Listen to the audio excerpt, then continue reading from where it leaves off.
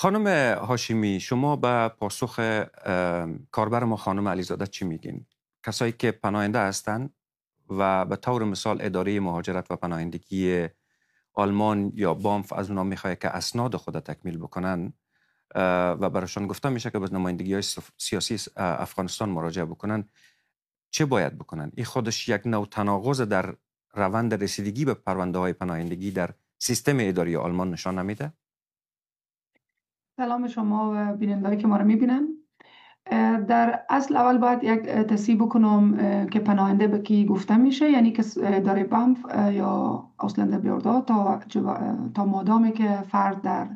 جریان پرونده پناهندگی هست، یعنی مشخصا جوابی از طرف اداره بانف یا از دادگاه ها دریافت نمیکنه که چه نوع اقامتی دریافت میکنه، معمولا نمیفرستن اونا رو به سفارت ها به دنبال مدارک. البته که متاسفانه باز اینا خود از اینا رو باز گفتم در یک پارادوکس خیلی عجیبی قرار میدن. از یک طرف میگن که خب شما هویتتون رو مشخص کنین، پاسپورت داشته باشین، تذکره داشته باشین. از یک طرف هم اینا معمولا اجازهشو ندارن و باز به همین دلیل هم که شما هویتتون مشخص نیست، خیلی از موارد قانونی، خیلی از حقوق قانونی از اونها سلب میشه. بیشتر افراد در مواردی که از مرحله اول پناهندگی میگذرن، یعنی ابتدا اداره بانف برشان جواب منفی میده، باز اینا از اونها خواسته میشه که برین به سفارت و مدارک برین، که حتی در همون مرحله هم افراد به نظر من اگر خودشان ادعا میکنن، اگر خودشان باور به ای دارن نظر به شرایطی که از افغانستان، به چی دلایل از افغانستان فرار کردن و چی فعالیت‌هایی داشتن در افغانستان و چقدر میتونه که رفتن به سفارت‌ها به ضرر از اینا باشه برای خودشان، برای خانوادهشان که به افغانستان هستن، میتونن سرباز بزنن و نرن. اما متاسفانه شرایط در آلمان طوری الان سخت و پیچیده کردن برای پناهنده از افغانستان که دیگه طرف مجبور میشه، یعنی بین یک وضعیت بد و بدتر قرار میگیره که از لحاظ قانونی واقعا یک جفا است به حقشان و هر کدام از اینا اگر دنبال بکنن، وکیل بگیرن و اعتراض بکنن و میتونن هم واقعا استادگی بکنن در مقابل این تصامیمی که اداره‌های مهاجرتی آلمان میگیره. اما متاسفانه از آنجایی که شما میفهمید پروسه‌های حقوقی و دادخواهی در آلمان آنقدر پیچیده است، زمان بر است و از لحاظ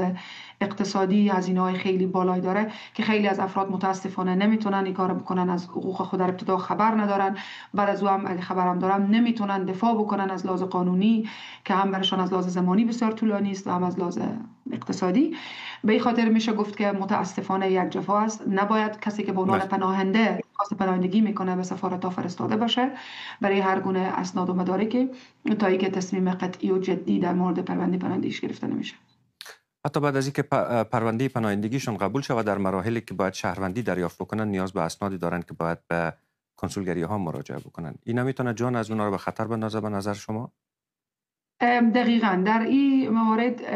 مسئله است که فرد باید هویتش از لحاظ قوانین آلمان فرد باید هویتش خود ثابت بکنه در هنگام دریافت اقامت دائم آلمان یا هم در هنگام دریافت شهروندی. حالا در قسمت اقامت دائم آلمان زیاد جدی نمیگیرن و با بعضی از تذکره‌های کاغذی هم نرمال قدیمی هم با بعضی از اسناد مثل داشتن لیسانس دریوری یا داشتن نکاهنامه از افغانستان یا هر آن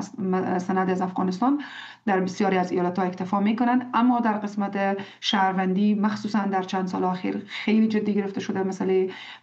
تثبیت هویت افراد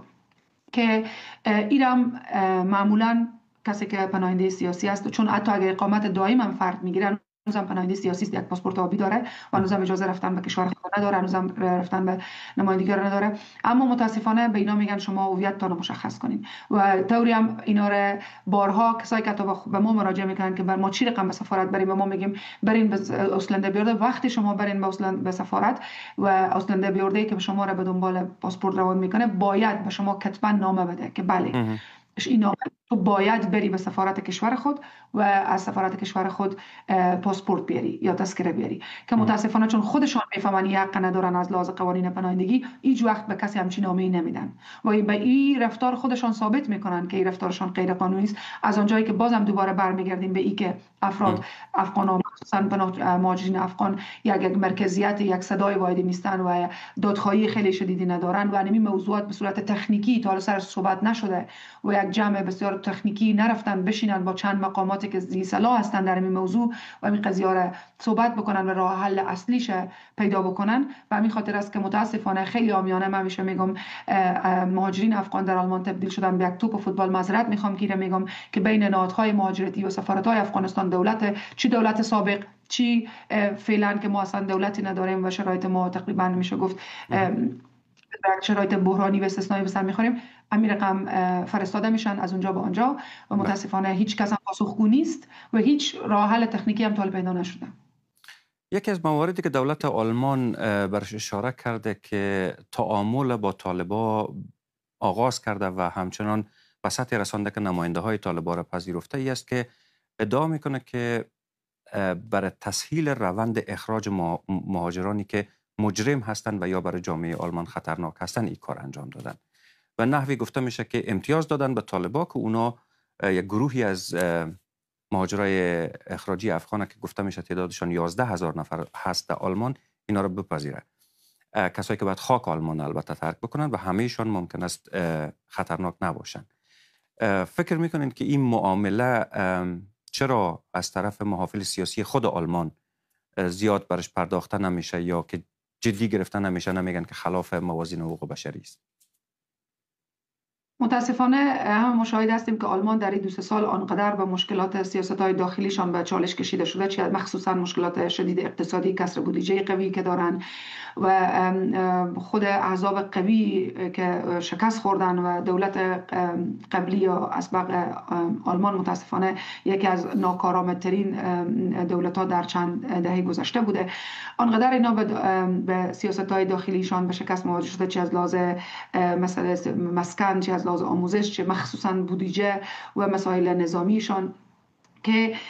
آنقدر به هم پاشی شده که هر نوع رفتاری که احساس میکنن که کوچکترین کمکی میتونه به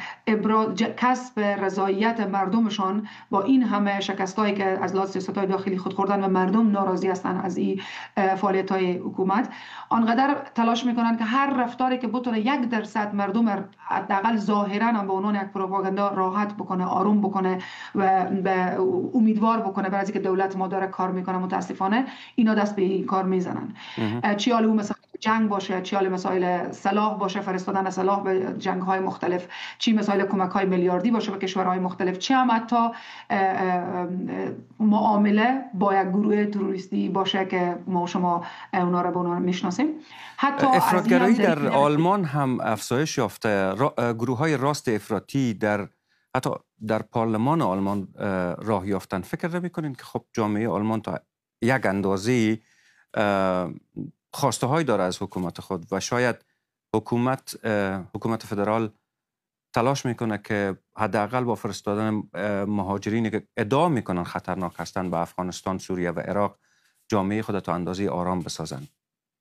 دقیقاً همین موضوع بود که می‌خواستم سرش بیایم که نمی قضیه را با وجودی که میفهمن، سوال شما این بود که چرا سیاستمداران خاموشن؟ احزاب ما داریم که اینجا واقعاً میفهمن با تمام هوش و حواس چپ ها هستن و دموکرات ها هستن که تمام زیر تاثیرات غیر قانونی و غیر دموکراتیک از این میفهمن، اما متأسفانه دقیقاً به همین دلیلی که شما گفتین، به دلیل از اینکه مثل از اینکه اینا را از این موضوع استفاده کنن برای آرام کردن خود شما میفهمین فعالیت‌ها و دادخواهی‌های راستگرایانه‌ای که فعلا در آلمان شکل گرفته و به خاطر حفظ قدرت شما میفهمین هیچ چیزی نمونده بود، اندک مونده بود که حزب راستگرای AfD در قدرت بیاید در آلمان، صرف با استفاده از همین مسئله پناهندگی و خطرات امنیتی که مسئله پناهندگی در آلمان ایجاد کرده. و منظور از این است که خودشان میفهمند که کار خلاف تمام قوانین بین المللی در حقوق پناهندگی و حقوق بشر است، ولی متاسفانه پا میگذارن روی همه این ملحوظات و صرف به خاطر آرام کردن جامعه خود، به خاطر سرپوش گذاشتن به تمام دیگه مشکلات داخلی خود این کار دارن انجام میدن که واقعا خلاف حقوق بشر، حقوق پناهندگی و تمام قوانین پناهندگی خود داخل اروپا هست. خودشان هم میفهمن قبولم دارن. به خاطر همین هم که شده متاسفانه از خجالت خودشان، از شرم خودشان خیلی دارن پنهانی، زیرکانه و به صورت بسیار پشت درهای بسته تصامیم میگیرن. شما خبر شدین تا آخرین لحظه‌ای که 81 نفر به افغانستان اخراج شدن اینا پنهان بود. همه مسائل حتی تعامل با طالبان یک مسئله کاملا سری و پنهانی که خودش یک خیانت و جفا برای حق مردم افغانستان است. شما وقتی درباره مردم افغانستان دارین تصمیم میگیرین، معامله میکنین، حداقل باید مردم افغانستان در جریان بگذارین، خواستشان رو بفهمین، دیدگاهشان رو بفهمین. همه به صورت سری و پشت درهای بسته تصامیم گرفته میشه به خاطر که خودشان خجالت میگیرن. خانم هاشمی، شما تظاهرات هم در برلین سازماندهی کرده بودین در مقابل ساختمان وزارت خارجه آلمان. شما میفهمین که طالبان هنوز هم در آلمان رسما و قانونا یک گروه تروریستی مسلح خارجی هستند و به نظر شما که یک خانم افغان هستین و